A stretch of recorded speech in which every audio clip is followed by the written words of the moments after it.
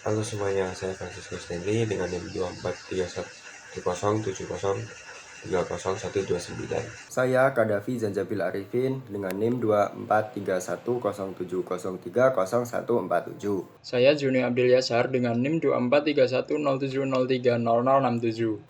Video ini dibuat untuk memenuhi tugas mata kuliah basis data lanjut yang diampu oleh Bapak Fadli Sukya, Eskom, MCS, dalam program studi D3 Manajemen Informatika, Politeknik Negeri Malang, PSDKU Kediri.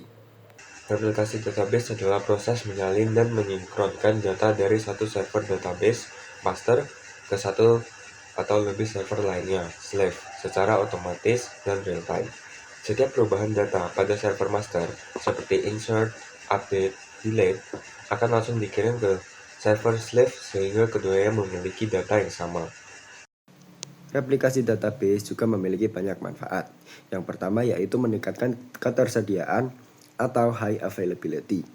Jika server utama gagal, replika bisa langsung mengambil alih. Sistem tetap berjalan normal tanpa downtime. Yang kedua, meningkatkan performa read atau read scalability. Query yang bersifat baca dapat dialihkan ke server replika sehingga beban server utama berkurang. Yang ketiga, disaster recovery atau cadangan saat bencana. Replikasi menyimpan salinan data secara real time. Jadi jika terjadi kerusakan, data tetap aman di server replika.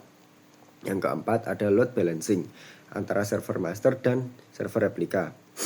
Master fokus menangani penulisan data, sementara replika melayani permintaan baca.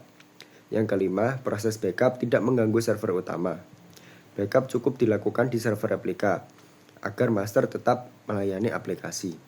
Yang keenam, analisis reporting bisa dijalankan di server replika. Query berat seperti data mining atau statistik tidak membebani server utama. Yang ketujuh, mengurangi latensi atau waktu akses. Replika dapat ditempatkan di lokasi yang lebih dekat dengan pengguna, sehingga query lebih cepat. Dalam contoh ini, kita menggunakan dua server. Server pertama sebagai master dan server kedua sebagai slave. Hal pertama yang harus kita lakukan adalah memastikan koneksi antar server berjalan dengan baik. Lakukan perintah ping dari slave menuju IP master, dan sebaliknya. Jika ping berhasil dan tidak terjadi timeout, kita siap melakukan tahap konfigurasi.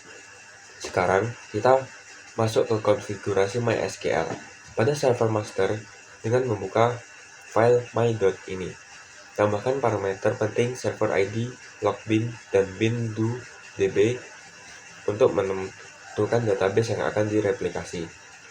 Pastikan nilai server ID memiliki angka yang unik dan berbeda dengan server lainnya.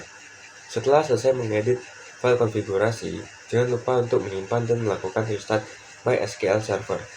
Selanjutnya, kita perlu membuat user khusus untuk keperluan aplikasi.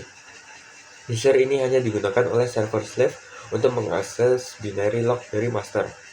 Gunakan perintah create user, kemudian beri akses dengan perintah grant replication self kepada user tersebut.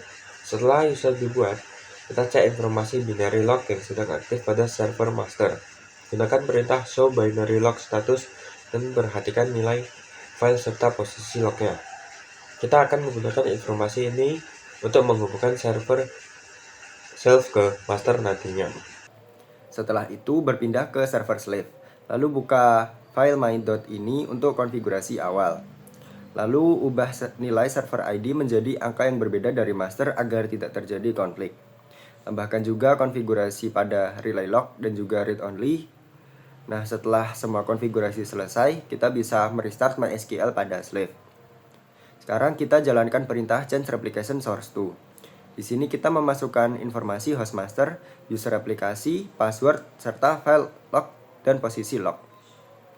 Jika data yang dimasukkan sudah benar, kita bisa melanjutkan dengan perintah start replika. Untuk mengetahui apakah replika berhasil, gunakan perintah show replika status.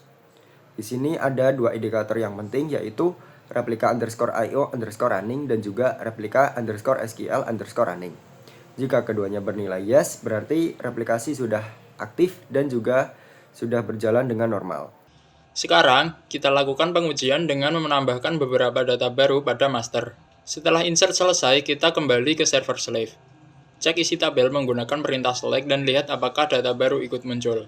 Jika data yang ditambahkan di master langsung muncul di slave, maka replikasi berjalan dengan baik. Demikian tutorial mengenai konfigurasi MySQL Master Slave Replication. Terima kasih sudah menonton.